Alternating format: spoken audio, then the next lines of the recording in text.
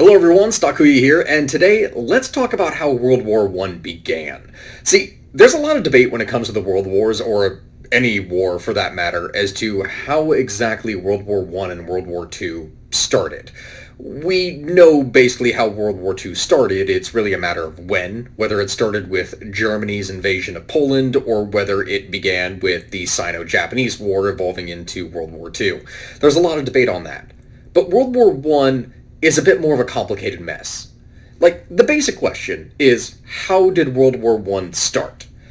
Well, by asking that question, you're opening up a massive can of worms, because the short answer of it is that World War I, aka the Great War, started with the assassination of Archduke Ferdinand of Austria and his wife in 1914.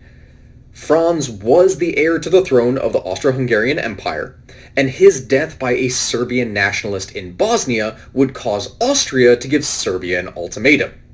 Now, according to the terms of this ultimatum, which was delivered on July 23rd of 1914, the Serbian government would have to accept an Austro-Hungarian inquiry into the assassination, completely ignoring its claim that it was already conducting an internal investigation. Serbia was also to suppress all anti-Austrian propaganda, and would take steps to root out any anti-Austrian terrorist organizations within its borders. And what it defined necessarily as terrorists, well, that was up to the Austrians. This would effectively, by the end, turn Serbia into a puppet of Austria. The dual monarchy demanded an answer to the note within no more than 48 hours.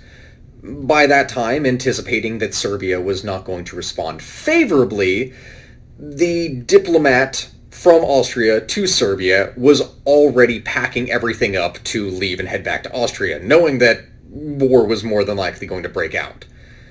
You see, acting with the full support of its ally Germany, Austria-Hungary had determined in the aftermath of Franz Ferdinand's assassination to pursue a hardline policy towards Serbia that could not simply be appeased. Their plan, developed in coordination with the German Foreign Office, was to force a military conflict that they hoped would end quickly and decisively with a crushing Austrian victory before the rest of Europe, namely Serbia's powerful ally, Russia, which Russia was the big fear in this matter. So they hoped that by having such a quick victory, that it would stop Russia from being able to react in time. This would not only boost Austria's prestige internationally, but at the same time increase its power, presence, and stability within the Balkans. By issuing such a display of force, this would be something that would hopefully salvage some of their internal discord that they were facing. Now, Serbia, for its part, did try to appease Austria by giving in to most of its demands. All but one, actually. It would not accept Austria-Hungary's participation in any internal inquiry, stating that this was a violation of the Constitution and of the law of criminal procedure. Thus, the demands were not met, and Austria declared war.